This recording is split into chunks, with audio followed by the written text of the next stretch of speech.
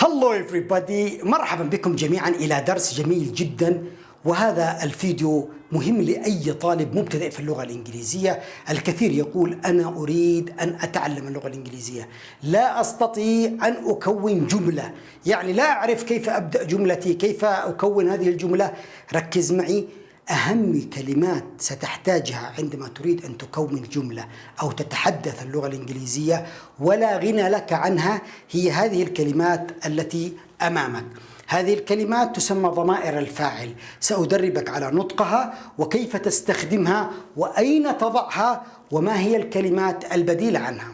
تكاد لا توجد جملة في اللغة الإنجليزية وإلا على الأقل توجد إحدى هذه الكلمات في الجملة أو ما ينوب عنها، وسأوضح لك ما معنى ينوب عنها. المهم أنه أنت تركز على جميع الضمائر وليس على ضمير واحد أو اثنين. هذه الضمائر تسمى ضمائر الفاعل، وضمائر الفاعل باللغة الإنجليزية تعني أي الشخص الذي يقوم بالفعل في الجملة. فلو قلنا مثلا محمود أكل التفاحة فهناك فاعل أي الذي قام بالفعل هذا وهو محمود. سامي يدرس اللغة الإنجليزية، سامي هو الشخص الفاعل في الجملة الذي يدرس اللغة الإنجليزية. هذه الكلمات هي I، أنا. كرر معي نطق هذه الكلمات I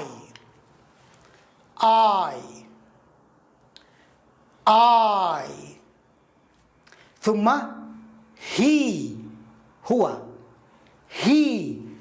عندما تتحدث عن مفرد مذكر يعني رجل أو ولد أو ذكر واحد لكنه مفرد فستقول he.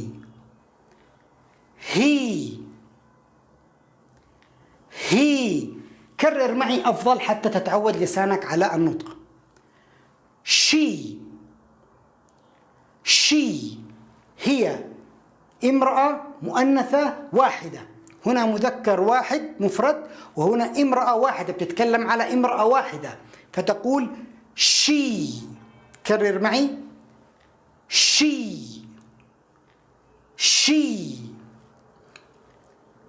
it.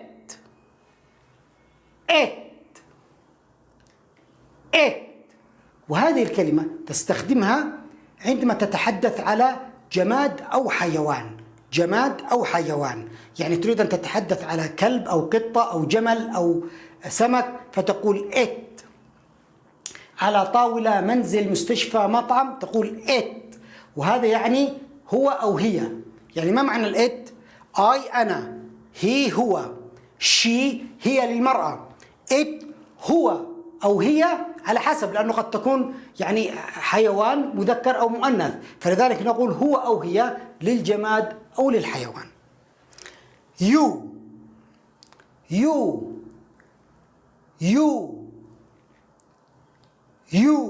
وتعني أنت أو أنتم أو أنتن أو أنتما. واحد يقول لا خربطني كذا يا أستاذ. كل من كان أمامك كان واحد فاليو تعني أنت، كانوا مجموعة فاليو تعني أنتم، كان أمامك شخصين وتريد أن تقول لهما أنتما اثنين فتصلح أن تستخدم أيضا يو أنتما. مؤنث أنتن فتقول لهن يو، يعني للنساء للرجال مذكر مؤنث مفرد جمع كل من كان. أهم شيء هناك شرط، اليو لكل من كان أمامك مش غائب، أمامك موجود أمامك. يو أنت، يو أنتما، يو أنتم، يو أنتن. جميل.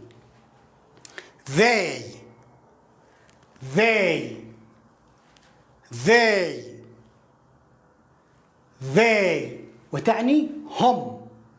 وهذه الكلمة تستخدمها عندما تتحدث عن جماد أو حيوان أو إنسان، يعني ينفع. الفرق اللهم إنه ما بين الذي والهي والشي والإت أن الهي لواحد مذكر والشي لواحدة مؤنث. الذي تأتي لمذكر ومؤنث لكن جمع، يعني ذي تقصد بهم مثلا ليلى ومحمود، تقصد بها الكتب، يعني أيضا تنفع بدل الإت للمفرد واحد شيء، حيوان كلب أو ماسة أو طاولة مفردة. لكن الذي تأتي للجمع، للكتب، للقطط، للأسود، للحيوانات، للجمال، للكلاب. يعني they عندما تقول مثلا هم كلاب تقول they، يعني تقصد الكلاب. هم كتب they وتقصد الكتب. هم طلاب عاقل. هم مدرسين عاقل فتقول they، وسنأخذ عليها أمثلة. الوي نحن، والفرق بينها وبين الآي أنك كنت تتحدث عن نفسك فتقول I، أنا لوحدي I. لكن الوي أنت تتحدث عن نفسك وبالنيابة عن من معك. من معك 1 أو 2 أو 3 أو 4 فتقول وي، يعني أنا ومن معي. أنا في الفصل، أنا في الغرفة، أنا في البيت، معي مجموعة فأقول وي، أنا بتكلم بالنيابة عن الجميع. نحن وي يعني نحن، أنا ومن معي. هنا نقطة مهمة، نكرر أيضا نطق الكلمات. هل تعرف كيف تنطق أنا؟ فكر، تتذكرها؟ أحسنت.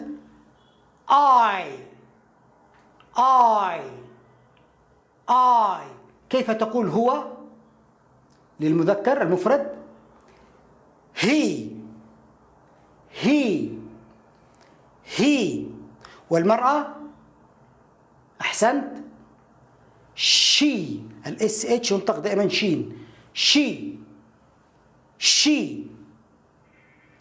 she. وقلنا للجماد أو الحيوان تتذكر كيف كنت تنطقها؟ حاول. it. أحسنت. it. أي شخص أمامك ماذا تقول له؟ you. أنتم، أنتن، أنتما. والجمع هم، كيف تقول هم؟ they.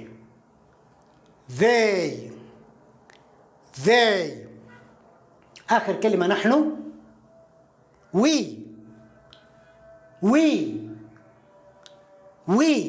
جميل جدا. أنت المفروض أنك الآن تحفظهم عن ظهر قلب، لأنه لا غنى لك عن أي جملة تريد أن تتحدث اللغة الإنجليزية لابد أن تبدأ جملتك. ركز على ماذا قلت، تبدأ جملتك. يعني هذه الكلمات هي تأتي في بداية كل جملة. لازم يا أستاذ، لابد وضروري بنسبة 97% جمل اللغة الإنجليزية لابد أن تبدأ بالفاعل. يعني هناك استثناءات 3-4%، لكن القاعدة العامة أن جملتك تبدأ بهذه الكلمات.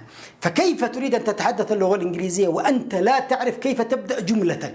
أول شيء يا سيدي اعرف كيف تبدأ الجملة بهذه الكلمات، أهم 7 كلمات. طيب لابد أن تكون هذه الكلمة، أنا أذكر أن هناك يعني بعض الجمل لا تبدأ بهذه الجملة، صحيح، ما ينوب عنها. ما معنى ينوب عنها؟ يعني قد لا تبدأ الجملة به هو، قد تبدأ الجملة بعلي، وعلي هي نفس هي. يعني إما تبدأ جملتك وتقول علي، أو تقول جملتك هي، لكن لا تضع الاثنين معا. يعني لا تقول هي علي أو علي هي مع بعض، يعني لا، يختار واحد منهم. نفس القصة على شي، ممكن تقول ليلى أو ليندا، أو تقول شي، اختار واحدة منهم. أنت يعني في جملة في رأسك أن تقول ليندا دكتورة أو ليندا في لندن. إما تقول ليندا مثلا is in London، أو تقول she is in London. لا تقول ليندا she is، لا، ما مش هينفع الاثنين، يا تختار شي يا ليندا. طيب نفس الطريقة على الإت، والإت إما أن تقول إت أو تقول مثلا the book، الكتاب، لأنه كما أخبرتك أن الإت مسبقا هي بدل أو تشير إلى الجماد أو الحيوان. فإما مثلا تقول إت أو the book. يعني مثلا خطرت على بالك جملة تريد أن تقول الكتاب جيد، الكتاب جيد، إما تقول it is good جيد، أو تقول the book is good. لكن لا تقول the book it ولا it the book الاثنين مع بعض، لا، اختار واحدة منهم. طيب واحد يقول يعني متى أقول the book ومتى أقول it، متى أقول علي ومتى أقول هي، متى أقول ليندا ومتى أقول شي. يا سيدي هذه تسمى ضمائر. ما معنى ضمير؟ الضمير هي الكلمة التي تنوب عن الاسم. يعني أنا الآن بحدثك، أنت تقول لي أين هي ليندا؟ Where is Linda? Where is Linda? أنا أستطيع أن أختار she is in Paris، هي في باريس، أو أقول لك ليندا in Paris، أختار واحدة منهم. لكن أنا استخدمت she لأن أنت تعرف عن ماذا يعني أجيبك، يعني she على بناء على سؤالك أين ليندا؟ she يعني ليندا. أين محمود؟ هي، لأنه أنت سألتني أين محمود، فأنا أقول لك هي، والهي يعود على محمود. فهمت؟ يعني أين الكتاب؟ it is، هو يعني it تعود على الكتاب، it is on the table، إنه على الطاولة. فأنت تعرف أن الإت أنا أقصد بها الكتاب الغير عاقل. أين القلم؟ أقول لك it is، إنه يعني القلم it is. جميل. they أيضا قد تقصد، يعني تستطيع أن تقول they أو تنوب عنهم وتقول مثلا بدل the books الكتب. مركز معايا؟ the book كتاب واحد، فتستطيع أن تستبدله بإت أو the book. لكن the books هنا في اس الجمع، الكتب، فتنوب عنها they. أنا أقول لك أين الكتب؟ فتقول لي they are on the table، هم على الطاولة، يعني they تعود على الكتب. أو قد تعود يعني تنوب الذي عن the doctors الدكاترة. وهنا أنا يعني حبيت أبين لك إنه الذي تحل محل غير العاقل، الكتب غير عاقل، أو العاقل، يعني تحل محلهم. أنا أقول لك أو أسألك where are the doctors؟ أين الدكاترة؟ فتقول لي they، أي تقصد الدكاترة، يعني they are in the office، they are in the hospital، هم في المستشفى. واضح؟ طيب جميل جدا. إذا أي جملة في اللغة الإنجليزية لابد حتما إنها تبدأ إما بآي إذا أردت أن تتحدث عن نفسك، آي أنا واكمل جملتك، أنا دكتور، أنا طويل، أنا قصير، أنا جيد. أو تتحدث عن شخص مذكر هي، هو، أو امرأة شي، أو جماد أو حيوان مفرد لكنه مفرد it is it. you كل من شخص أمامك، أنت، أنتم، أنتن. they هم سواء غير عاقل أو عاقل، ولكن للجمع. خد بالك أنهم دكاترة وكتب ومدرسين ومهندسين. ووي أنت تتحدث عن نفسك ومن معك بالنيابة عنهم. أو تستطيع أن تبدأ جملتك بعلي أو بليندا، أو تستطيع أن تبدأ جملتك كما أخبرتك بذا بوك، the book is good. لحد الآن الوضع جميل. بعد ما أنت تتقن هذه الضمائر وفهمت هذا الدرس تمام، سنأتي الخطوة الثانية اللي هي هتكون بسيطة جدا، كيف هتكون جملة. كل ما عليك فعله إنك أنت هتضع مع الآي I am، ومع الهي والشي والإت ستقول is، ومباشرة اليو are. they ولا the books ولا the doctors يأتي معها are we are. مباشرة على طول واحد بيسأل يقول ما معنى هذه الكلمات؟ ما هي هذه الكلمات؟ احنا فهمنا الآي أنا، هي هو، شي هي، إت هو أو هي الغير العاقل أو للجماد، يو أنت، ذي هم، وي نحن، فهمناها. وعلي وليندا عيال عمنا ما نعرفهم. لكن ما معنى آم وإز وآر؟ يعني هذه إيش مشكلتهم؟ هذه يا سيدي تعني أنا أكون، آي اتفقنا أنه أنا، آم أكون، هي هو، إز يكون، شي هي، إز تكون، يعني هي تكون، هو يكون، أنا أكون. it اللي هي إما تقول it is أو تقول the book is، يعني الكتاب يكون. الكتاب ماذا؟ يكون. يا سلام. أنت أو أنتم أو أنتن أو أنتما تكونوا أو تكون، على حسب مفرد ولا جمع. they هم يكونوا، أو تستطيع أن تقول the books are الكتب تكون، الدكاترة يكونوا، نحن we are نكون. إذن هي كينونة، أنا أكون، أنت تكون، هو يكون، هي تكون، كون، يعني كنكنة، يعني تكون. باختصار الآم والإز والآر تكون.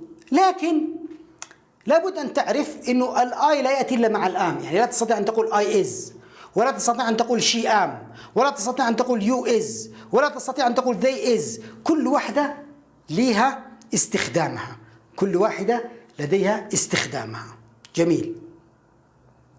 الآن بعد ما أن عرفت هذا التقسيم، كل ما عليك فعله أن تضع الآن كلمة واحدة هنا وتكونت الجملة، وأصبحت يا سيدي قادر على تكوين جملة إنجليزية. مبروك، congratulation، تهانينا، congratulation، مبروك. واحد يقول لا لا، حبة حبة، ما تاخذنيش معاك في دوكة، ولا أنت حبة حبة علي، حبة حبة معاك يا سيدي. أنت قلت الآن نستكفي إلى هذا الحد ونضع هنا جمل. أنت أخذت أنا، تأتي معها. يا سيدي ضع الآن كلمة واحدة: أنا علي، أنا طويل، أنا قصير، أنا جميل، أنا قبيح، أنا غبي، أنا ذكي. ضع هنا I am tall، أنا طويل. ضع هنا I am short، أنا قصير. ضع هنا تريد أن تقول أنا غني I am rich. خلاص أنت الآن تستطيع أن تكون جملة طالما أتقنت ضمائر الفاعل والتي تبدأ بها جملتك، فلن يوقفك أحد. اتكل على الله، امشي بس، دوس. هو أنت بتتكلم الآن عن ماذا؟ عن مذكر مفرد. فالهي كما درست معي أن تأتي مع إز. هو يكون، يلا يا سيدي، هو يكون ماذا؟ هو يكون متزوج. He is married. هو فقير. He is poor. هو ماذا تريد أن تقول؟ هو مريض sick. هو سعيد happy. طيب she ماذا؟ she تأتي مع ماذا؟ مع الإز. ضروري يا أستاذ؟ ضروري. she is sad، هي حزينة. الآن كونت جملة خلاص. she is sad، كلمة واحدة أضفتها أصبحت جملة. جملة جديدة: she is angry، هي غضبانة. she is hungry، جيعانة. she is late، هي متأخرة.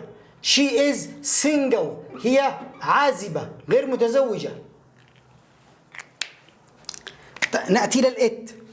it is، وهنا أوتوماتيكيا المفروض كما أخبرتك أن عندما تسمع شخص يقول it فهو يقصد يا جماد يا حيوان، إما جماد أو حيوان. فسيقول لك أنت مثلا تتحدثون على الكلب، فتقول له it is good، إنه جيد. هذا الإت تعود على الكلب الذي تتحدثون أنتم عنه. أو it is bad، إنه سيء. it is strong، إنه قوي.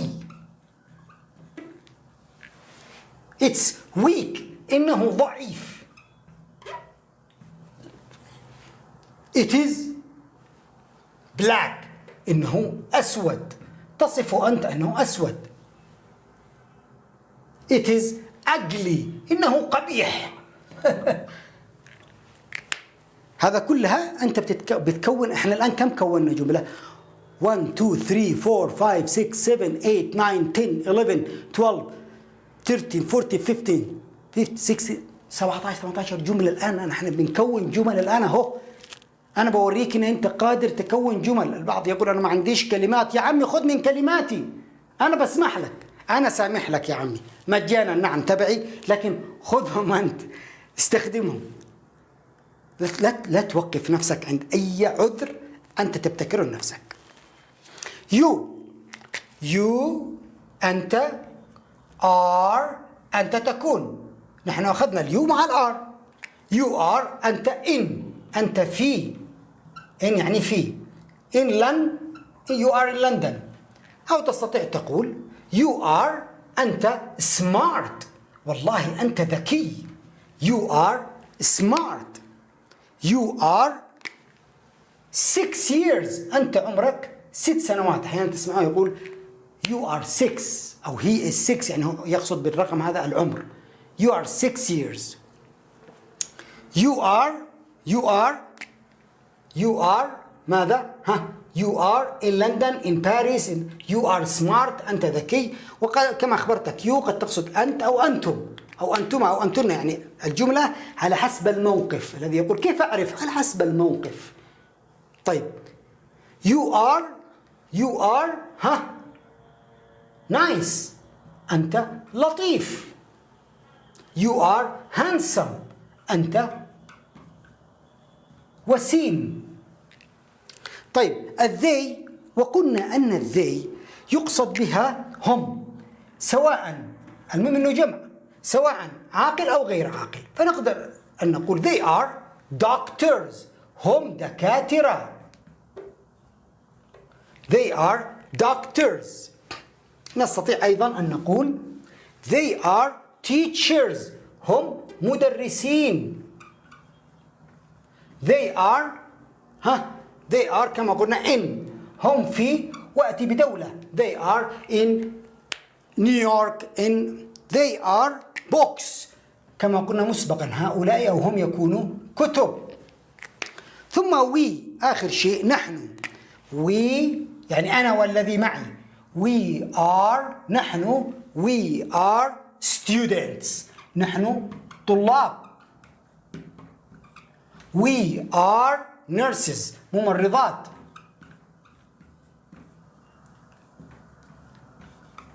we are نحن ماذا؟ kind، لطفاء، نحن لطيفين مع الناس. كما تلاحظ في السبورة أمامك أنك تستطيع أنك يعني تستخدم الجمل بكل بساطة.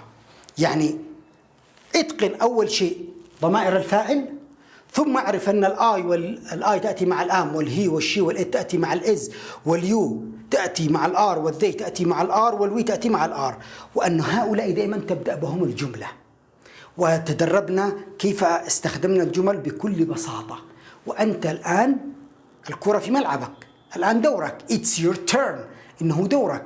قم بعملية إحضار دفتر وقلم وابدأ جملتك. تريد أن تكتب 3-4 جمل عن نفسك، I am، واختر لك كلمات من عندي أو من ترجمة جوجل. ادخل على ترجمة جوجل واكتب باللغة العربية. يعني أنت تريد أن تقول أنا مهندس، لا تعرف، اكتب باللغة العربية مهندس، سيأتيك an engineer.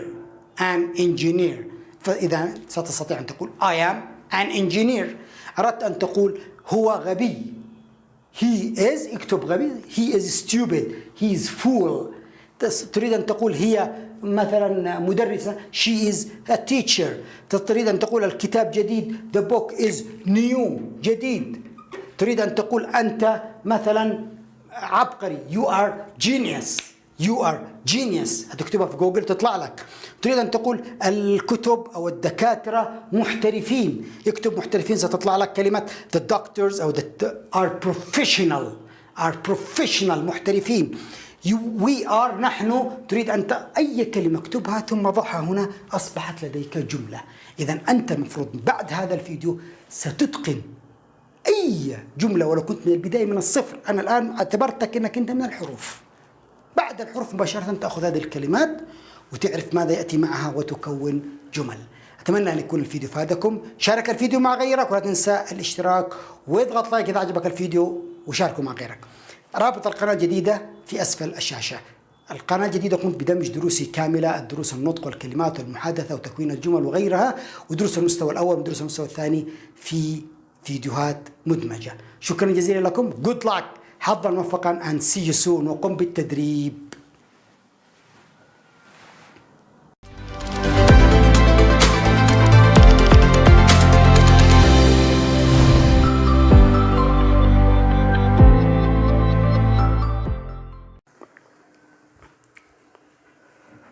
Hello everybody, how are you? I hope you are fine. مرحبا بكم جميعا to a new lesson، إلى درس جديد. ودرس اليوم حقيقة هو لا يصح لأي طالب في اللغة الإنجليزية ألا يعرف الأفعال الأكثر استخداما وشيوعا في اللغة الإنجليزية. أنا اخترت لك أكثر الأفعال التي تحتاجها في اللغة الإنجليزية عندما سواء تتحدث when you speak English أو عندما تستمع إلى الناس عندما يتحدثون إليك. هذه من أهم أفعال اللغة الإنجليزية، وسيكون هناك أيضا فيديو لأهم الصفات وأهم الأسماء الموجودة في اللغة الإنجليزية. المطلوب منك أن تركز أنني قمت بتقسيم السبورة إلى 1 2 3 4. هذه ال 1 2 3 ثلاث الأعمدة الأولى هي تقريبا يعني أفعال عادية، لكن هذه أفعال مساعدة. وهنا سنوضح الفرق ما بين الفعل العادي أو الفعل الرئيسي والفعل المساعد. نبدأ أولا بالأفعال، وسأحاول أن أعطيك نطق الفعل يعني الكلمة ونطقها وكيف تستخدمها. أيضا نريد أن نعرف الاستخدام، يعني مش هعطيك فقط اليوم معاني الكلمات ونطقها، لا، حتى استخدامها هو بسيط جدا. طبعا عندنا الفعل الأول go. go go يعني يذهب، وعكسها back. back back يعود. طبعا لو ركزتوا معي، واحد يقول أنا مثلا مثل كلمة go أريد أن أستخدمها. أي فعل من هذه الأفعال إذا أردت أن تستخدمه الأمر في غاية البساطة. لذلك هذا الفيديو أتمنى أنك تشاركه مع زملائك، لأنه من أهم الفيديوهات في اللغة الإنجليزية للطلاب المبتدئين أو حتى في المرحلة المتوسطة، وأريدك أن تركز عليه قدر الإمكان لأنه سيفيدك.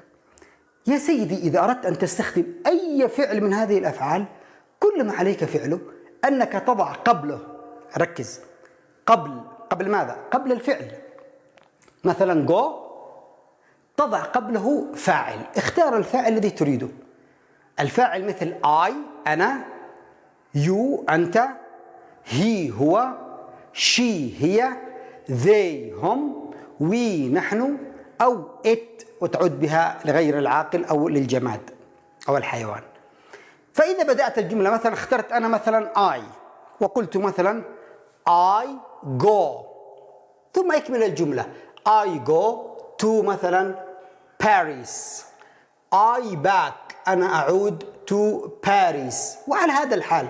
إذن عملية استخدام هذه الأفعال انتهينا منه، أن تضع الفاعل قبلهم. هذا هو السر. تخيل العملية بسيطة جدا، تضع الفاعل قبل أي فعل. أنت حصلت على فعل جديد تريد أن تستخدمه، ضع I ولا he ولا she ولا it ولا you ولا they ولا we قبله. I go I play I study كما سنلاحظ.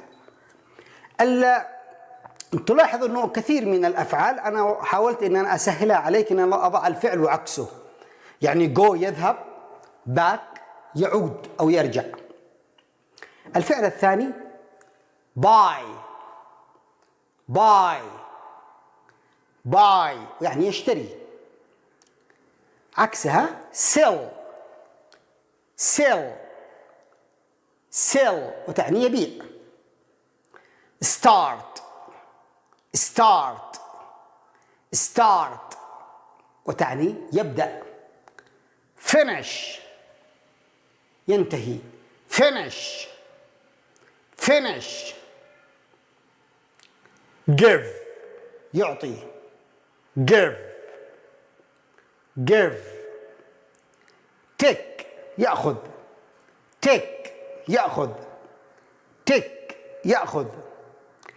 get up. الكلمتين مع بعض get up يستيقظ من النوم. get up وينطقوها هم بشكل سريع get up. وتستطيع مثلا أن تستخدم هذه الجملة I تضع كلمة I أنا get up أستيقظ at 6 o'clock الساعة 6. عكس الاستيقاظ sleep ينام. sleep ويفتح open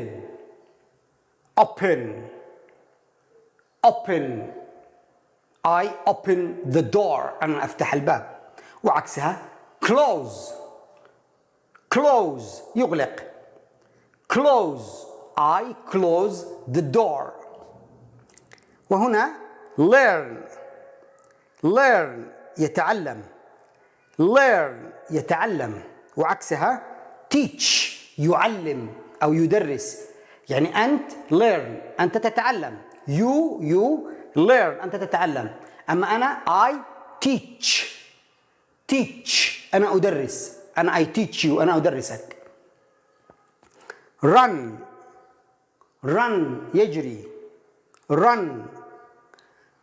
walk يمشي، walk.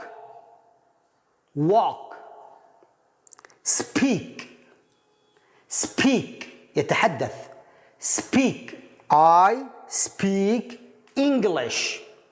ثم listen التي لا ينطق، listen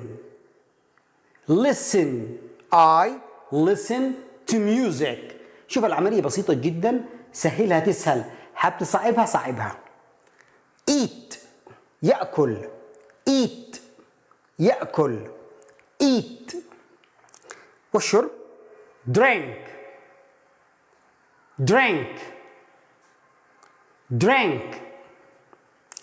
هنا أيضا أفعال تجدها تقريبا لها نفس المعنى، مثل lock ينظر، see يرى، lock.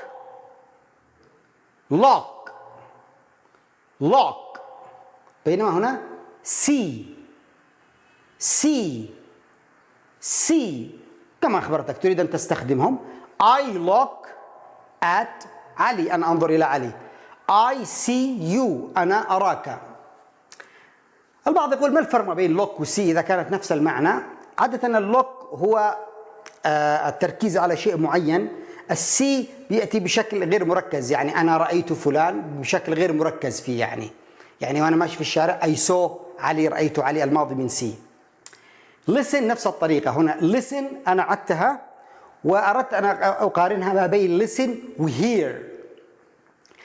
تجد في القاموس أن listen يستمع، و hear أيضا يستمع أو يسمع نفس المعنى. والذي يسأل ما الفرق؟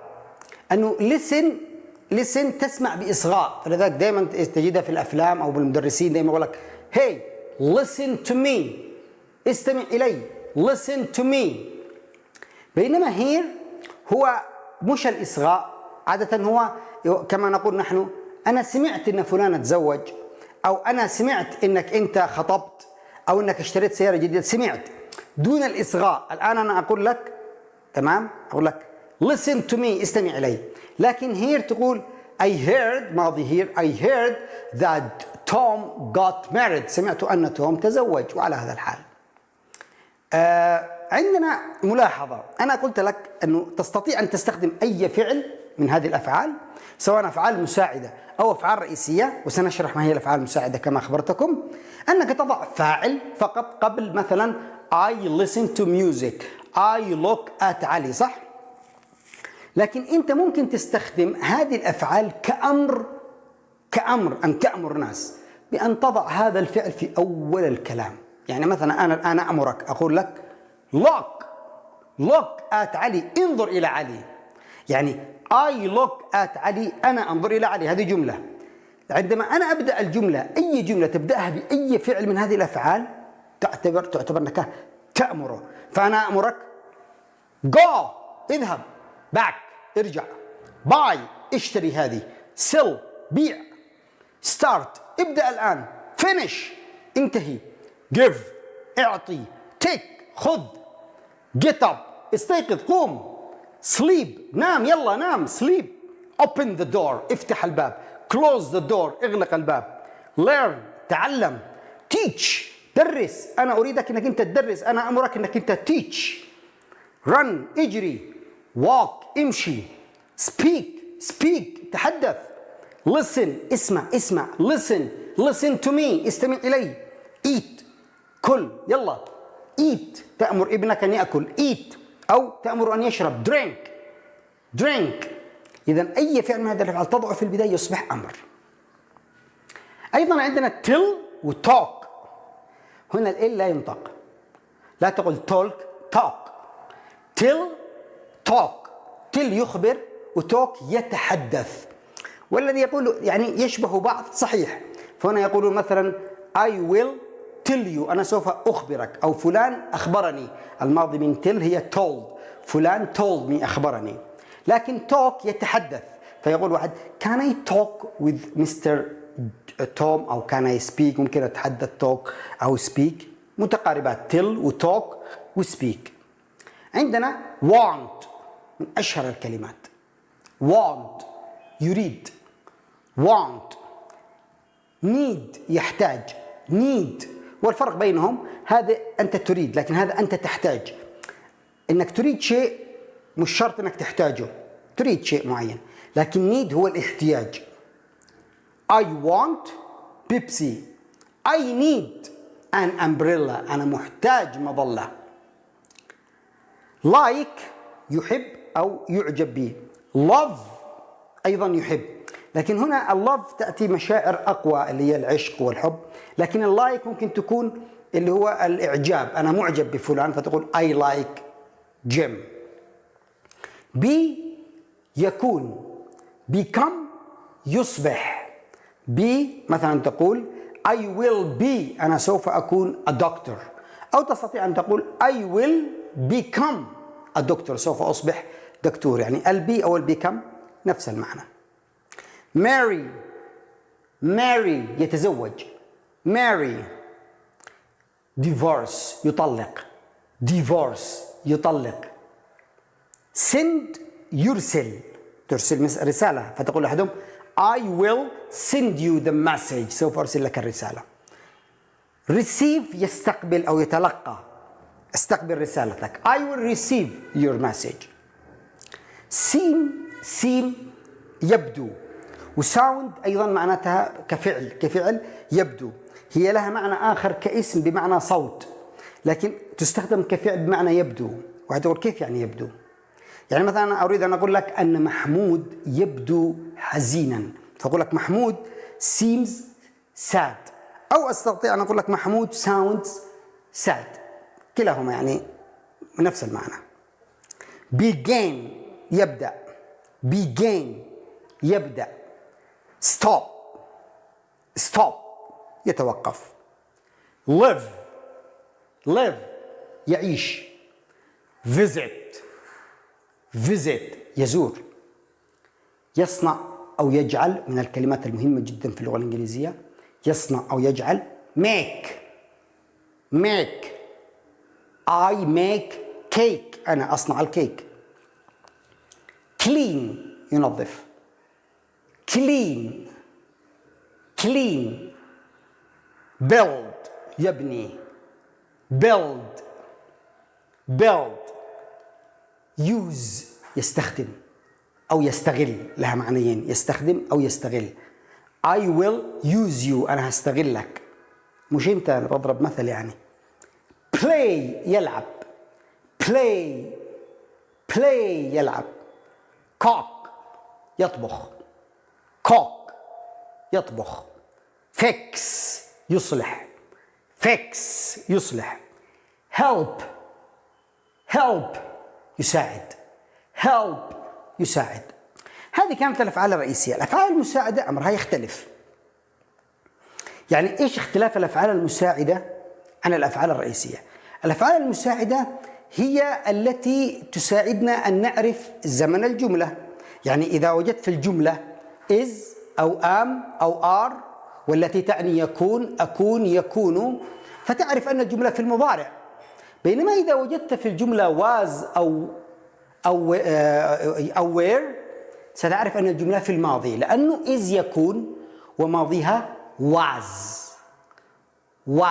وتنطق يعني عندك لهجة بريطانية وأمريكية، ممكن was وتنطق تسمعها أيضا was النطق واحد.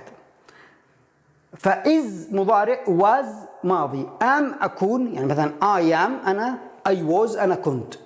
الآر مثلا تقول واحد you are أنت تكون، you were أنت كنت. يعني هذا الجزء هو المضارع وهذا الجزء هو الماضي. فمن خلال الفعل المساعد أنت تعرف أن الشخص اللي بيتكلم معك بيحدثك على المضارع أو يتحدث معك على الماضي. فإن قال لك I am أنا in London فهو في المضارع. I was أنا كنت in London فهي في الماضي. وعندنا أيضا الأفعال المساعدة مثل الكان يستطيع، والماضي من الاستطيع استطاع could استطاع. will سوف، will سوف للمستقبل كل ما تريد أن تتحدث عن المستقبل. والwould الماضي من المستقبل، يعني كنت سأذهب، كنت سأشتري I would. ركز أن الكود والwould ال هنا لا ينطق، could would. وعندنا أيضا الهاف والهاز، يعني عندي أو لدي أو هي للتملك. الماضي منها had، كان عندي أو كنت أمتلك. وعندنا الدو والدز، هذه دائما تستخدم للزمن يسمونه المضارع البسيط present simple، والماضي منهم did. وعندنا أيضا الشود، وهذه بمعنى يجب، تعني يجب من باب النصيحة، عندما تنصح شخص يعني فتقول له you should see a doctor. you أنت، should يجب، see أن ترى أو تشوف لك دكتور، أنا أنصحك أنك تشوف دكتور يعني يبدو عليك تعبان. must هذه لا قوية، must you must see a doctor.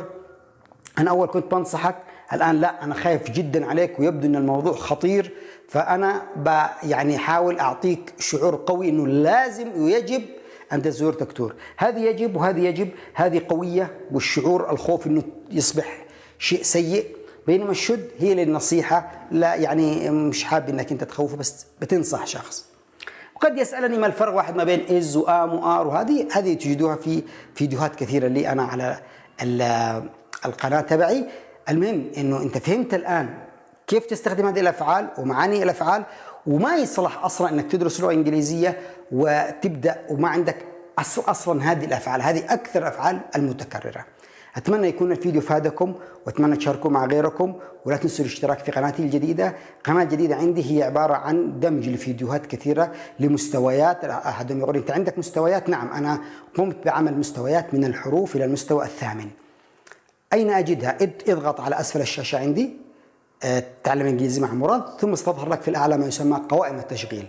إذا ضغطت على قوائم التشغيل ستظهر لك مجموعة دروس المستوى الأول والثاني والثالث والرابع إلى المستوى الثامن موجودة في قناتي. شكرا جزيلا لكم، good luck، حظا موفقا، see you soon، أراكم قريبا، مع سلامة الله.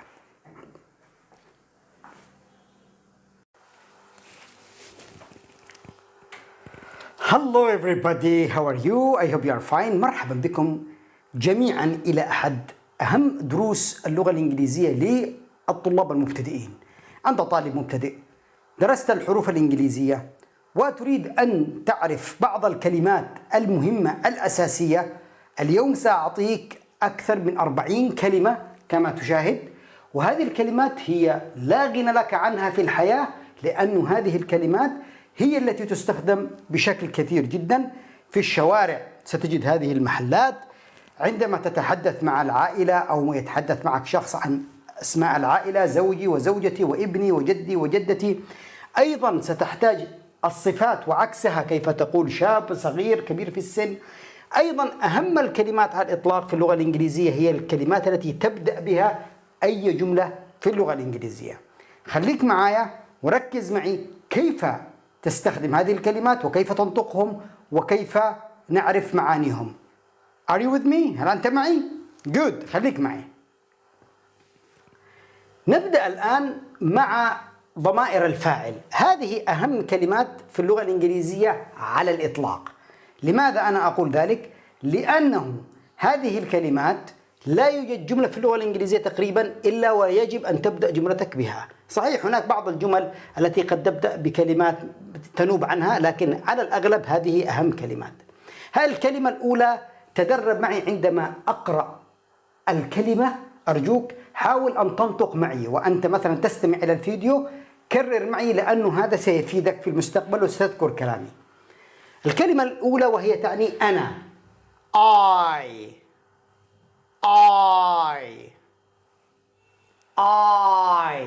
أنا. ماذا تعني I؟ أنا. he هو. he ثم she هي. she هي للبنت، he هو للولد، she هي للفتاة للمرأة للأنثى. it كل من لا يعني يوجد يعني كل ما يكون حيوان أو جماد، حيوان أو جماد، فنقول عليه it it it. وكلمة you كل من كان أمامك مذكر مؤنث مفرد جمع، أحدهم يقول مفرد جمع، نعم مفرد أو جمع، يعني أنت تقول you فتعني أنت واحد، ويو تعني أنتم أنتما أنتن، ثم they تنطق they th ينطق دال they وتعني هم للعاقل يا أستاذ ولا لغير العاقل؟ كلاهما عاقل وغير عاقل، يعني قد تقول هؤلاء أصدقائي أو هم أصدقائي they are my friends أو they are books هم كتب، يعني لا يوجد إشكالية. وأخيرا we وتعني نحن، we يعني أنا I أتكلم عن نفسي، بينما we أتكلم عن نفسي وبالنيابة عن من معي، فأقول we are نحن جائعين نحن متعبين، لكن I أتحدث عن نفسي فقط. نعيد مرة أخرى نطقهم وأعطيك الفرصة. كيف تقول أنا؟ I أحسنت. كيف تقول هو؟ he أحسنت. كيف تقول على البنت هي؟ she أحسنت. وكيف تقول على أي شيء جماد أو حيوان، مثلا هذا كلب فتقول it is a dog. طيب كيف تتحدث مع شخص أمامك تريد أن تقول له أنت أو أنتم أو أنتما أو أنتن، ماذا تقول؟ أحسنت you. وهم جماد أو حيوان أو إنسان ما فيش مشكلة they.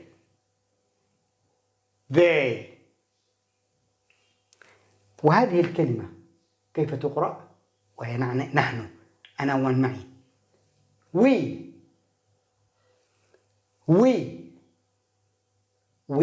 يعني نحن.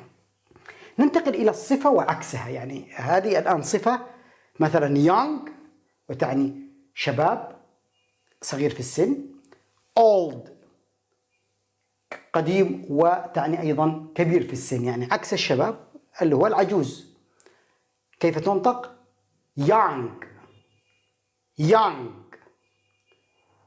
young وكبير في السن old. الكبير big والصغير small.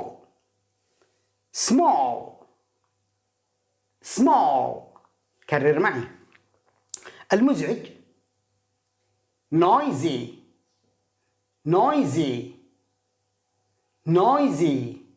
والهادئ quiet.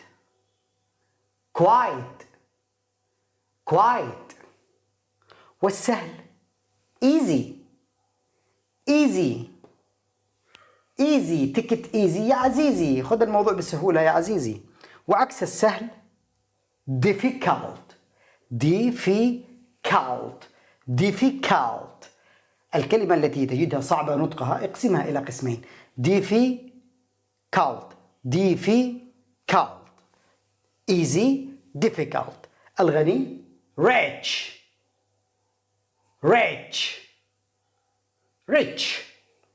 أو الفقير poor. Are you poor or rich؟ أنت غني ولا فقير؟ بالبركة. السمين heavy سمين. والنحيف thin.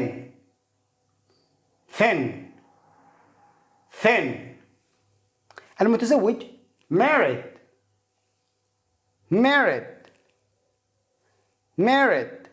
والأعزب غير متزوج يعني single.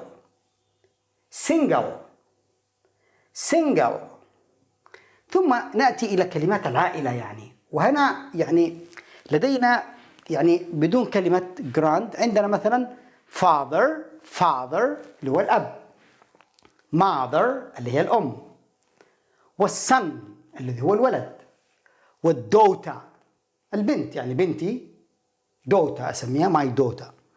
تأتي قبلهم كلمة جراند، أنا حاولت أن أختصر لك إياها. عندما تأتي قبل فاذر وماذر وسان، جراند يصبح مثلا بدل فاذر ما كانت فاذر أصبحت جراند فاذر الجد، يعني بدل ما كانت فاذر أب جراند فاذر جد، وبدل ما كانت ماذر جراند ماذر الجدة، وبدل ما كانت سن اللي هو ابني الابن جراند سن حفيدي، جراند سن حفيدي، وبدل ما كانت دوتا اللي هي بنتي جراند دوتا حفيدتي. نعيد قراءتهم من جديد. كيف تقول أب father، كيف تقول جد grand father، كيف تقول أم mother mother، كيف تقول جدة grandmother grandmother، كيف تقول ابن اللي هو ابني son son اللي هو الابن، كيف تقول حفيدي grandson grandson، كيف تقول بنت أو بنتي دوتا، الجي اتش طبعا لا ينطق. نعم، الذي يقول لماذا يعني أجدك لا تنطقه، هو لا ينطق في وسط الكلام. قاعدة عامة، قاعدة عامة يا سيدي. دوتا هذه بنتي، جراند دوتا حفيدتي، جراند دوتا حفيدتي يعني بنت بنتي أو بنت ابني. الزوجة كيف تقرأها؟ wife wife wife.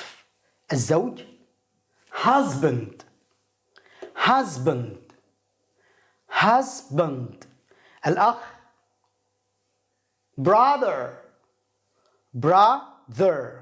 صد أنا أراك عند الأو تفتحه. نعم، هو في الأغلب مفتوح، قليل جدا ما تجد الأو مضموم. هو في الأغلب عندما تجد الأو افتح برا وليست برودر، ليست brother brother.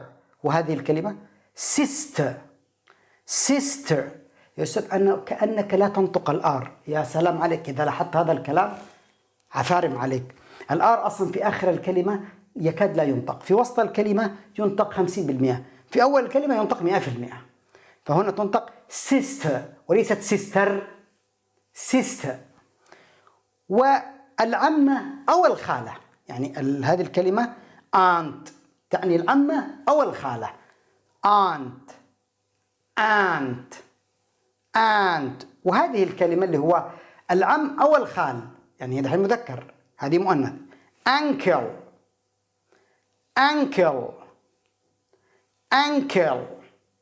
طيب ابن العم أو ابن العمة، عيال العم يعني cousin cousin. عندما تقول my cousin يعني ابن عمي ابن خالتي، ما فيش مشكلة ابن خالي my cousin. آخر شيء أسماء المحلات، فنأتي إلى العيادة فنقول clinic clinic clinic عيادة. المخبز bakery، كرر معي bakery. excuse me where is the bakery، أين المخبز؟ bakery. محل الأدوية يعني الصيدلية لها محلين، drug store store يعني محل، دائما تعود كلمة store تسمعها كثير يعني معناته محل، ودرج محل الأدوية، أو يختصروها ويقولون pharmacy pharmacy الصيدلية. أي صيدلية في الشارع تجد مكتوب pharmacy وتنطق البي اتش. نعم فاء، الذي استغرب البي اتش إذا اجتمعوا مع بعض ينطقوا فاء pharmacy.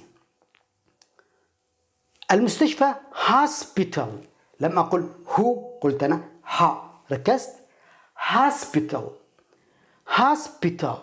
المطعم restaurant restaurant restaurant.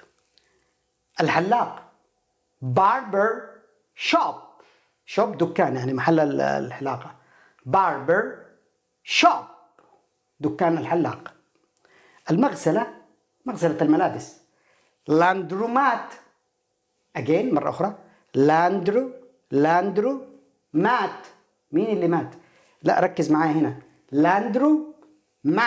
لاندرومات ويسموه أحيانا لاندري.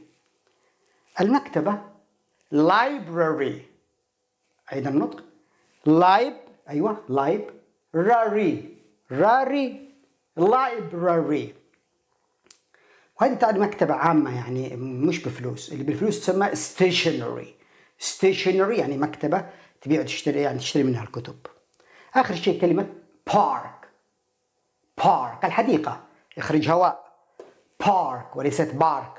bark ينبح، نباح الكلب. هذه park. park ويعني يعني يا إما توقف السيارة أو تعني لها معنى آخر الحديقة. أحدهم يقول طب أنا لو حبيت إن أنا أستخدم هذه الكلمات في جمل، يعني نفسي أنا الآن أخذت معاك كلمات بس نفسي أستخدمها في جمل. يا سيدي أسهل من السهل نفسه. يا أستاذ أنت بتسهل عشان أنت مدرس. الآن أثبت لك، الآن مع إني هعطيك فيديو أنا أيضا تكوين الجمل، بس بسرعة الآن هعطيك. أنت الآي ضع بعدها am والهي والشي والإت، ضع بعدها is واليو والذي والوي، ضع بعدها are. أيوة، إيش الفائدة يا أستاذ؟ ما هي الفائدة؟ I am واختر لك كلمة التي تريدها باستثناء المحلات. أكيد يعني I am أنا أكون young, old, big, small, noisy, quiet, easy, difficult, rich, poor, heavy, thin, married, single، اللي انت حابه. ها؟ مش أسهل من السهل؟ قد أجد البعض يبتسم يقول لا هي أكيد مش سهلة كذا، بس أنت بتحاول تشجعنا. والله هي سهلة، بس أنت عقدوك في المدرسة أو مش عارف مين عقدك فاعتقدت أنها صعبة. ركز معي. أيضا he is ولا اكتب she is ولا it is، واختار يعني المحلات، يعني الات تنفع على المحلات، يعني لأنها قلنا جماد أو حيوان، فهذه محلات كلها. فتقول it is a clinic يعني هي عيادة، a bakery مخبز، drug store، hospital، restaurant، الذي تريد. والهي للرجل كما قلنا، والشي كما هي، واختار.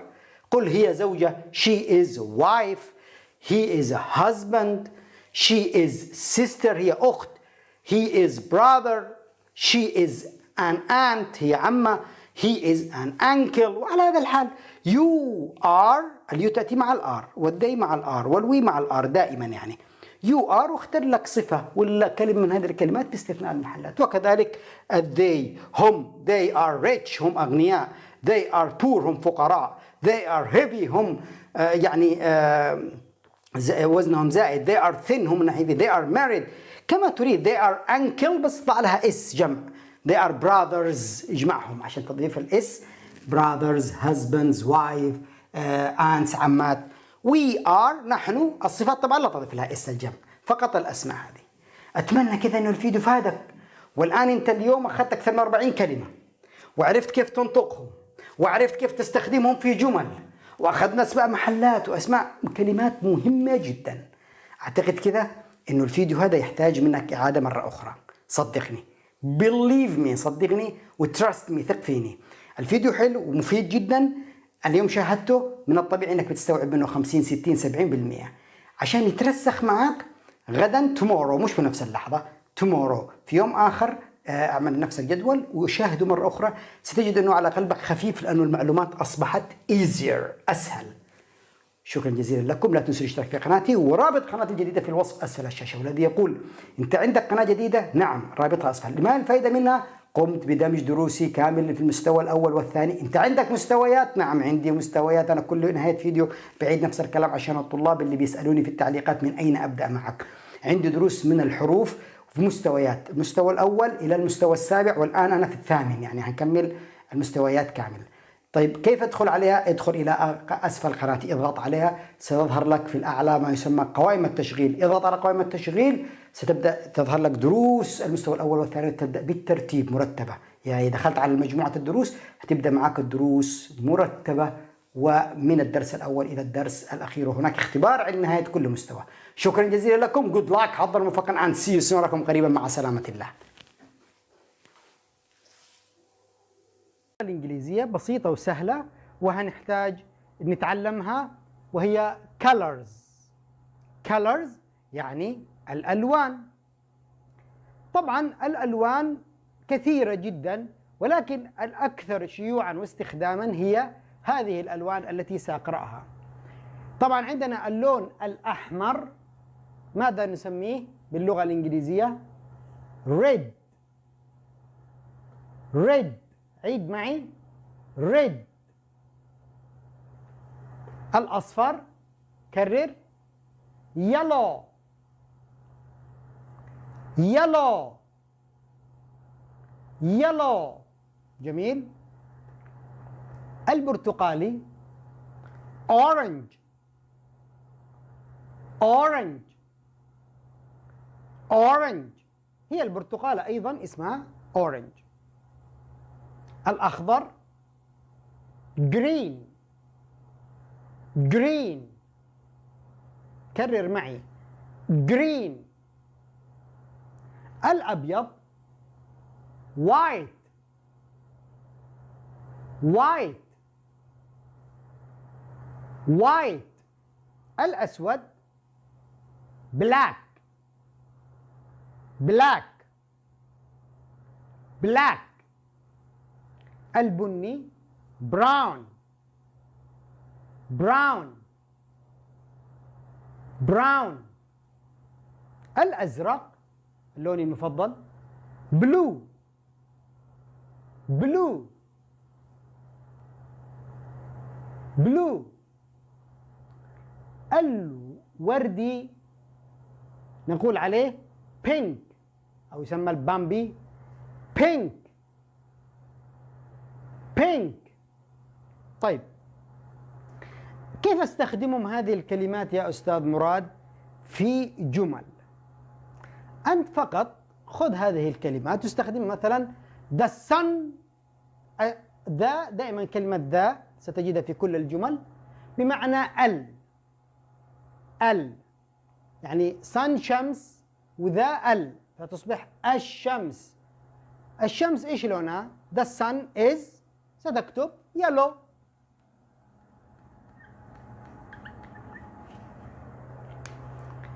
the cloud. خذ كلمات جديدة. أنا دائما أحاول كل ما بعطيك درس أعطيك كلمات جديدة عشان تكون عندك محصول كلمات قوية جدا، وستشكرني وستشعر يعني لماذا تحتاج كلمات عشان تتسهل عليك. cloud اللي هو السحاب أو الغيوم. cloud. the cloud is مثلا white. السحاب بيضاء. the bird. الطير أو العصفور. the bird is واختار له لون مثلا يكون black brown بني. the flowers. الزهور أو الزهور اللي أمامك في الحديقة are ما لونها؟ white بيضة ولا pink وردية ولا blue زرقاء ولا yellow صفراء. the boat. القارب. أنت بتشوف قارب أمامك مثلا the boat is مثلا white أبيض ولا red أحمر أو أي شيء. the sky. السماء. the sky is مثلا blue لونها أزرق. the fish. السمك. the fish is واختار لون من هذه الألوان. the grass. العشب. the grass. العشب is green أخضر في الغالب يكون أخضر. the man. الرجل هو يا أسود يا أبيض يا بني، فيا إما white ولا black ولا brown. في الهنود الحمر الله يرحمهم. أتمنى أن يكون درس اليوم استفدت منه. عرفنا الألوان كيف تستخدم هذه الألوان بحيث أنك تقول البيت أزرق، السيارة حمراء، الكتاب أحمر. بكل بساطة الأمر بسيط، لكن احفظها نطقا ومعنى وكيف تكتبها. مهم جدا أن تعرف الأرقام كرقم وكتابة حروف، وأيضا الألوان كنطق وكيف تكتب هذه الأشياء، لأنه هذه الكلمات ستفيدك عندما تنشئ تعبير أو تكون جمل. شكرا جزيلا وإلى مقطع جديد. لا تنسى الاشتراك وترسل مع زملائك يستفيدوا. Good luck.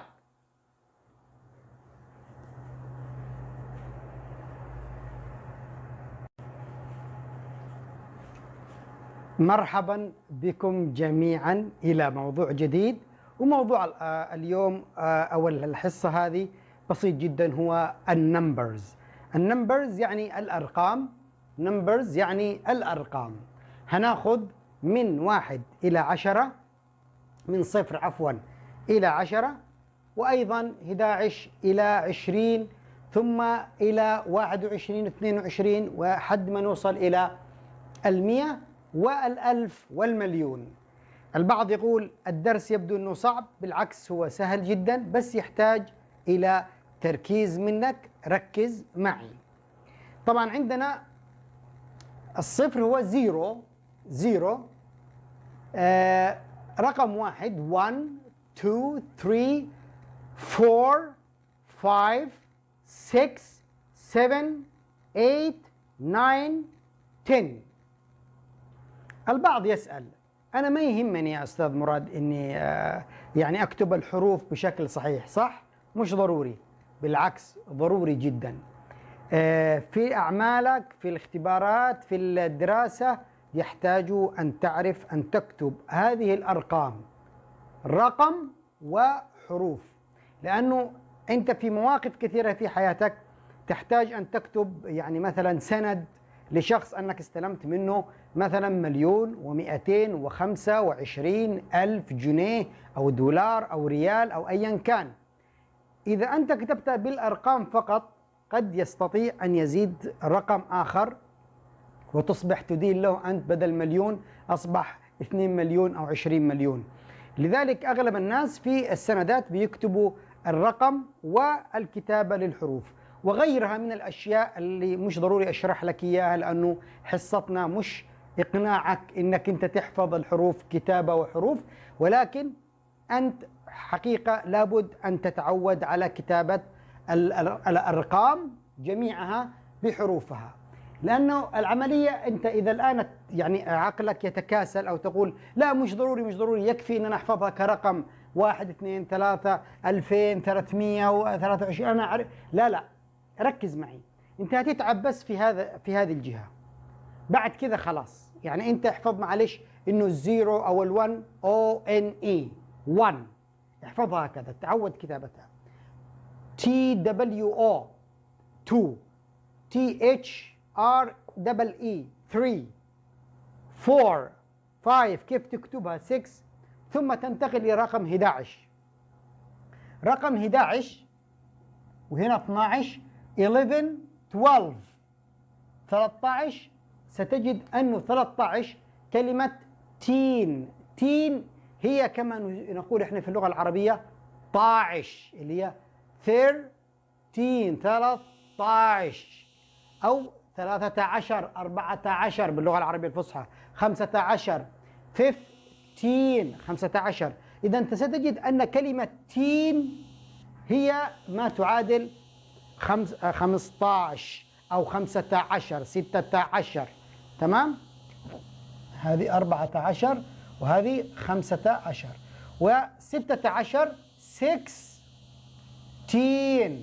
فقط كلمة تين ستنعاد معك 16 17 8 تين 9 تين يعني 19 إلى أن تصل إلى 20 اللي هي 20. طيب 21 خلاص، شوف الآن هتستفيد من اللي حفظته أول، ستضيف الحروف التي حفظتها أو الكلمات اللي حفظتها. 21 22 21 22 23 22 23 24 25 26 27 28 29 إلى أن تصل أيضا إلى 30. ستجد أنه 30 أو 40 40 50 60. ستجد أنه التي غير التين. هذه من الأشياء اللي يتخربط فيها الطلاب. التين هي كما نقول قلنا يعني باللغة العامية 12 18 19 أو 15 16، يعني خذها بالعامية أو باللغة العربية الفصحى. لكن 20 20 30 30 40 40 50 60 تي هذه تي اللي هي طبعا 31 31 32 33 شوف العملية بسيطة. أنت هتتعب في البداية في أنك تكتب هذه الكلمات، تتعبك شوية، لكن بعد كذا خلاص ستجد أنه نفسها يعني موجود 13 4 نفس كلمة 4 تين 16 هتكتب 7 وتضيف تين، هذه بالعكس ستقول 30 4 تي 6 تي 7 تي وهكذا إلى أن تصل إلى 100. شوف هيفيدوك أيضا الأرقام في كتابتهم 100 100 200 300 300 400 400 500. شوف يعني أنت هتحفظهم، تتعب في البداية.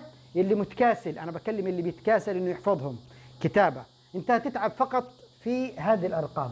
بعد كده مش هتحفظ إلا التين والتي، وبعد كده هتحفظ كلمة واحدة وهي 100، وهتضيف قبلها ما حفظته 100 200 300، ثم ستحفظ 1000 اللي هو 1000، وستستفيد أيضا من 1000 2000 1000 2000 3000 3000 4000، ونفس القصة المليون 1 مليون 2 مليون 3 مليون.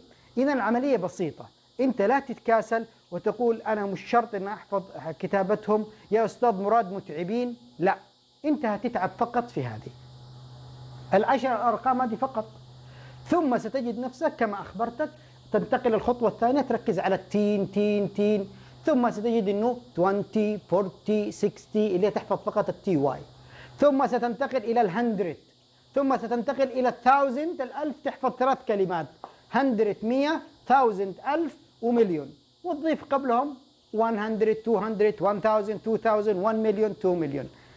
اقتنعت أن العملية بسيطة؟ أتمنى أنه تكون فهمت هذا الدرس واستفدت منه، وطلاب المدارس يحتاجوا جدا هذا الموضوع لأنه بتجيهم في الاختبارات، وكذلك أنت تحتاجها في كل حياتك. شكرا جزيلا وإلى درس جديد.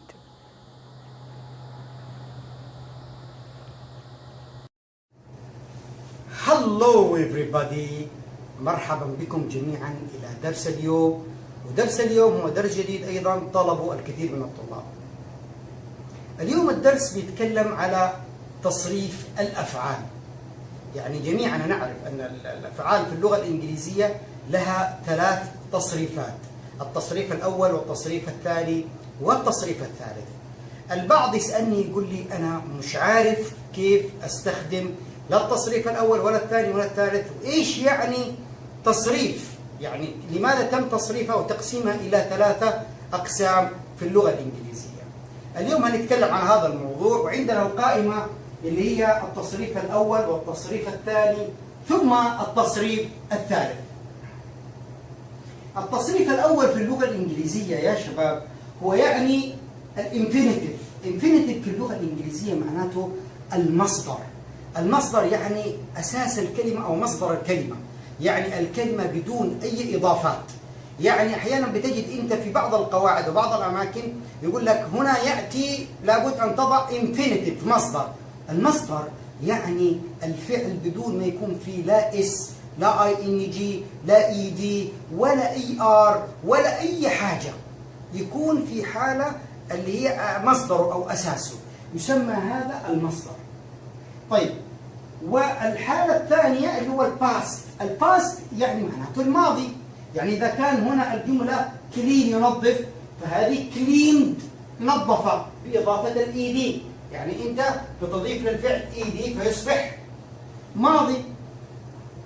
طب كل الأفعال يا أستاذ أضيف لها إي دي فيصبح الفعل ماضي؟ لا، للأسف مش كل الأفعال في اللغة الإنجليزية اللي تكون في المصدر تضيف لها إي دي فتصبح في الماضي. هناك أفعال تسمى منتظمة وهناك أفعال غير منتظمة أو شاذة أو منتظمة وشاذة.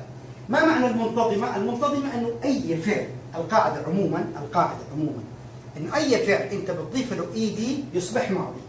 تضيف للفعل أصله كلين، أضفنا إي دي للفعل فأصبح نظف، يعني مثلا زي كلين ينظف وكلين نظف. أصل القاعدة زي ما أخبرتكم إنك بتضيف للفعل إي دي للفعل. طبعا أنا بتكلم عن الفعل، ما بتضيفش للصفة، ما بتضيفش للاسم، خد بالك للفعل. حتى كل التصريفات هي أفعال. لما تضيف للفعل ايدي يصبح ماضي. هذا اصل القاعده. لكن شذ او اختلفت عن هذه الافعال، افعال ما تسمى افعال غير منتظمه او افعال شاذه، تسمى بالانجليزي irregular، يعني لا تاخذ الايدي او لا تمشي مع نفس النظام انه تضيف الايدي فيصبح ماضي. هذه الكلمات تسمى افعال شاذه او غير منتظمه، مثل build يبني، build ما تضيفش ايدي. شوف هنا finish ينهي، finished انتهى ايضا بالتصريف الثالث finished. لكن هنا يقول لك لا، مثل build come give build. خليني اعطيكم الكلمات عشان تستفيدوا منها برضه كمعاني كلمات. كلين ينظف، وفينش ينهي، وبيلد يبني عماره يعني، وكم ياتي، وجيف يعطي، وتك ياخذ، وهير يسمع، وسي يقول، وميك يصنع او يجعل، لها معنيين، يصنع او يجعل، وباي يشتري، ممكن سيل يبيع. تمام؟ هذه الكلمات تسمى ريجولر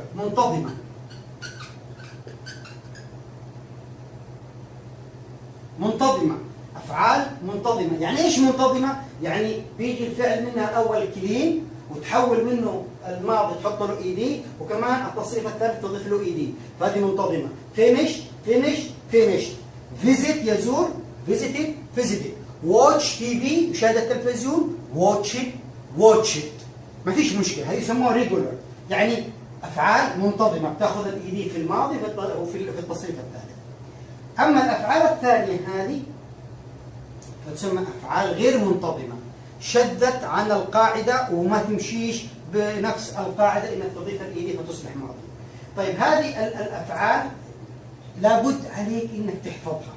هي للأسف يعني شوية 100 وكسور 120 130 تقريبا زادت او نقصت حاجة بسيطة، ولكن انت مجبر انك انت تركز عليها، وخصوصا حدود 70 60 فعل هؤلاء مستخدمين بكثرة زي ما انتم شايفين، يبني ويأتي ويعطي ويأخذ ويبيع ويشتري، كلمات حقيقة مستهلكة ومستخدمة في حياتنا اليومية. يعني مش أفعال إنها مثلا نادرة الاستخدام، لا للأسف 70 أكثر من النص، يعني 70 إلى 60 فعل من الأفعال الشاذة لابد إنك أنت تحفظه. طبعا هنا أنت بتحفظ فقط الأفعال المنتظمة، تحفظ فقط الشكل الأول اللي هو كلين، فينيش، واتش، فيزيت، وانت اوتوماتيكيا ما تحتاجش تحفظ الشكل الثاني لانه انت بالطبيعي بتضيف الايدي فيصبح ماضي. لكن هذا لا، انت هتضطر تحفظ الفعل في مصدره وكيف الماضي منه وكيف التصريف الثالث منه، يعني انت محتاج انك انت تحفظ الثلاثه الاشكال للفعل الغير منتظم. طبعا هي بسيطه العمليه، يعني انا خلال تدريسي او دراستي في الاول كنا نشوفها مشكله، لكن مع الاستمراريه الامر فعلا يمشي بسلاسه. طيب بعد ما عرفنا ايش هو التصريف الاول والماضي، حابين نعرف ما هو التصريف الثالث. للاسف في اللغه العربيه مش موجود ترجمه او يعني ما يشابه التصريف الثالث. يعني في اللغه العربيه احنا عندنا فقط التصريف الاول يبني بنى، ينظف نظف، ينتهي انتهى، ياخذ اخذ. هذه اللي عندنا في اللغه العربيه. في اللغه الانجليزيه موجود عندهم لا، يعني لو نجي نترجمها مثلا باللغه العربيه، ينظف نظف، ينتهي انتهى هتلاحظ ان الترجمه شبيهه بالماضي. يبني بنى. طب واحد يقول طب انا معلش حاب افهم، هذا استخدمه امتى؟ هذا استخدمه امتى؟ وهذا متى استخدمه؟ من حقك تعرف هذا الموضوع، وهو اصلا درس اليوم اللي احنا حابين نسلط الضوء عليه.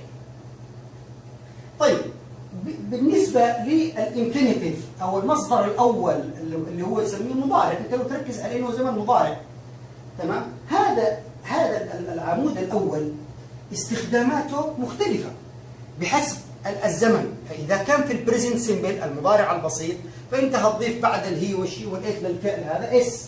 اما الاي واليو والذي بدون اس. إذا كان الزمن هذا في المضارع المستمر اللي هو اللي بيحدث الآن، فأنت هتضطر تضيف الاي ان جي إلى الفعل هذا، فتصبح coming, giving, taking, saying, making، يعني هتضيف الاي ان جي فيصبح مستمر. تمام؟ إذا له حالتين هذا. والحالة الثالثة إنه ممكن يجي في المستقبل فتقول I will، أنا سوف، وتجيب أحد الأفعال هذه I will give، I will take، I will، له استخدامات كثيرة. المصدر الأول ما فيش مشكلة، يعني مضارع. أما الشكل الثاني فهو واضح جدا من اسمه إنه هو past، الماضي. الباست اللي هو الماضي، يعني أنت عملت وأكلت وشربت وذهبت. تمام؟ فأنت بتختار إما يكون فعل منتظم أو يكون فعل شاذ، فتضطر زي ما قلنا تحفظ الأفعال اللي هي غير منتظمة. هنيجي للتصريف الثالث واللي هو أغلب الناس مش عارفين متى يستخدم التصريف الثالث، وأغلب المدارس واليوتيوب اللي أنا يعني شخصيا دخلت أغلبهم لا يتطرقوا إلى هذا الموضوع بشكل كثير، يعني قليل اللي بيتطرقوا إلى هذا الموضوع، أغلبهم بيتكلموا على المضارع والماضي.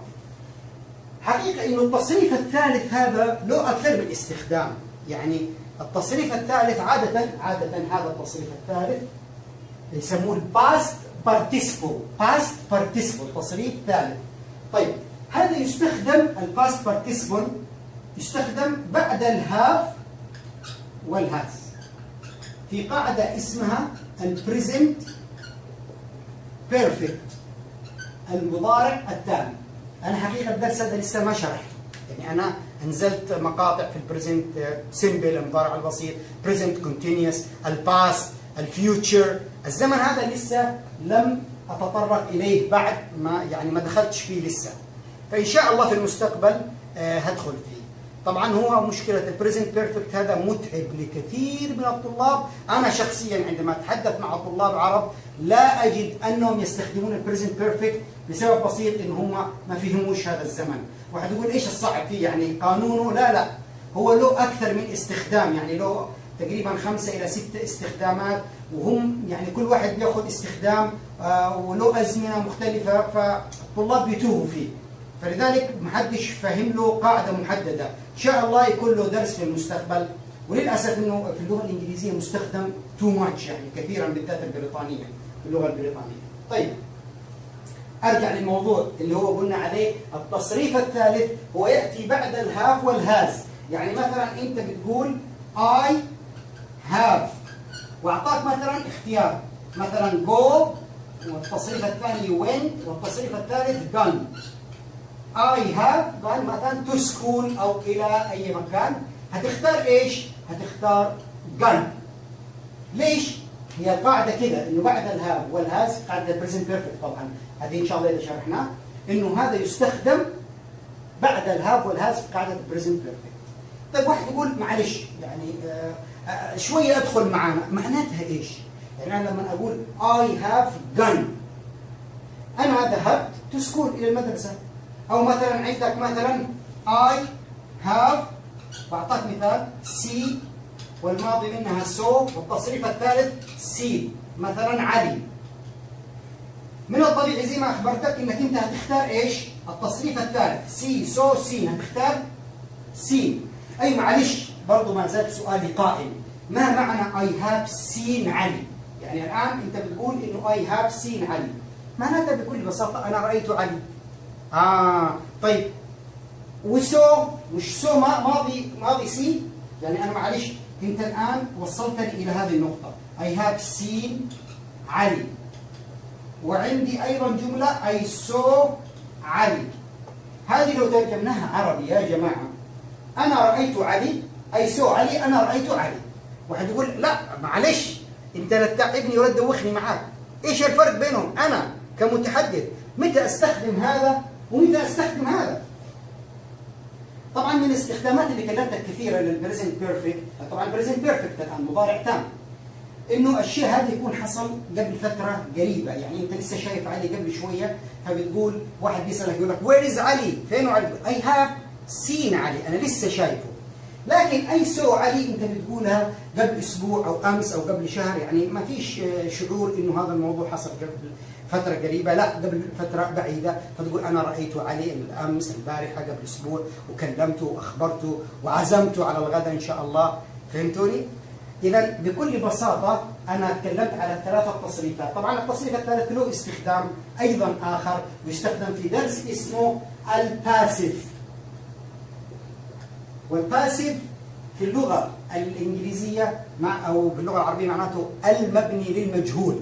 المجهول هذا درس اسمه مبني للمجهول، وهذا موضوع ايضا لم اتطرق عليه. قواعد اللغه الانجليزيه صراحه شويه كثيره، ولكن هو دروس بسيطه ان شاء الله. وانا حاط في مخططي ان انا اشرح البريزنت بيرفكت واشرح الباسيف، لكن هو يعني بشكل كثير التصريف الثالث يتركز على المبني المجهول وعلى المضارع التام. انا اعطيتكم اليوم فقط اللي هو سناب شوت، اللي هو لمحه او وميض او يعني حاجه بسيطه عن الموضوع، عشان ما يروح عقلك بعيد وتفهم ايش معنى التصريف الاول والتصريف الثاني والتصريف الثالث، وعشان تعرف بعد كده في المستقبل لو واحد شرح لك البريزنت بيرفكت تكون عندك فكره، تقول انا فعلا اذكر بعد الهاف او الهاز ياتي الفعل دائما في التصريف الثالث. وفي المبني المجهول هذا ان شاء الله اذا شرحناه هتعرف انت ما هي استخدامات التصريف الثالث.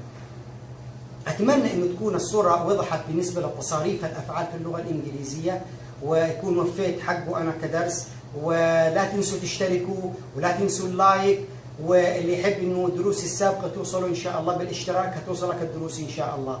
اذا عندكم اي اسئله او استفسارات او يعني طلب انه انا اشرح لكم دروس ايضا ما فيش اي مشكله، انا انتظر تعليقاتكم واتمنى لكم التوفيق والنجاح. Thank you very much. Good luck. See you soon.